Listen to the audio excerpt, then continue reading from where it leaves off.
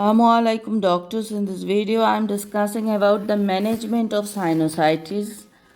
So differential diagnosis of sinusitis are: first, sinusitis we can keep allergic rhinitis.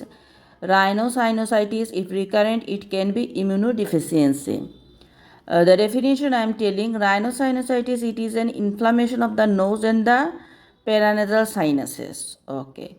Acute sinusitis, it is a self-limiting and usually triggered by a viral infections of the upper respiratory tract. Example, a common cold, and complete resolution of the symptoms within 12 weeks of the onset. Chronic rhinosinusitis is a persisting inflammatory condition of one or more sinuses for more than 12 weeks.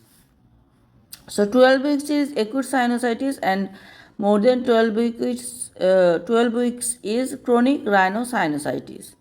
Symptoms is that upper respiratory tract infection symptoms more than equal 10 days and more than equal 1 of nasal congestions and discharge, and persistent cough, often nocturnal. Remember, nasal congestion and discharge. So we ask that, is there any common cold? Is there any allergic rhinitis present or not? Then runny nose present or not? And persistent cough. Cough is a feature and it is often nocturnal. So how can we investigate? First of all, if acute, no need for investigation unless unresolved or recurrent, we can do. So for acute, no investigation is needed, but it is, if not resolving or recurrent occur, full blood count, CRP, SR, nasal swab with culture. If chronic sinusitis, then fiber optic nasal endoscopy, that is diagnostic because it provides detailed images of sinus cavities and nasal passages. It can reveal the potential cause and sign of chronic sinusitis, such as inflammation, a slow drainage of mucus from the sinuses, the presence of a deviated septum, enlarged turbinate or nasal polyps. Then CT scan for sinuses. So fiber optic nasal endoscopy and CT scan of the sinuses. Management I am telling: if acute, if a person has had symptoms for less than 10 days, so less than 10 days is an acute, do not, number one, do not offer an antibiotic prescriptions, and advise that acute sinusitis is usually viral, lasts for 2 to 3 weeks, and most people recover without antibiotics. Symptoms including fever can be managed with self-care measures. Paracetamol or ibuprofen for pain or fever, a trial of nasal saline or nasal decongestants.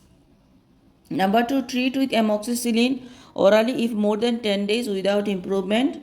Number 3, change to amoxiclav if no response after 48 hours, IV if severe, and total 7 days antibiotic. So we are giving amoxicillin for 7 days, but if 48 hours it is not improving, we go the amoxiclav, and severe we give IV.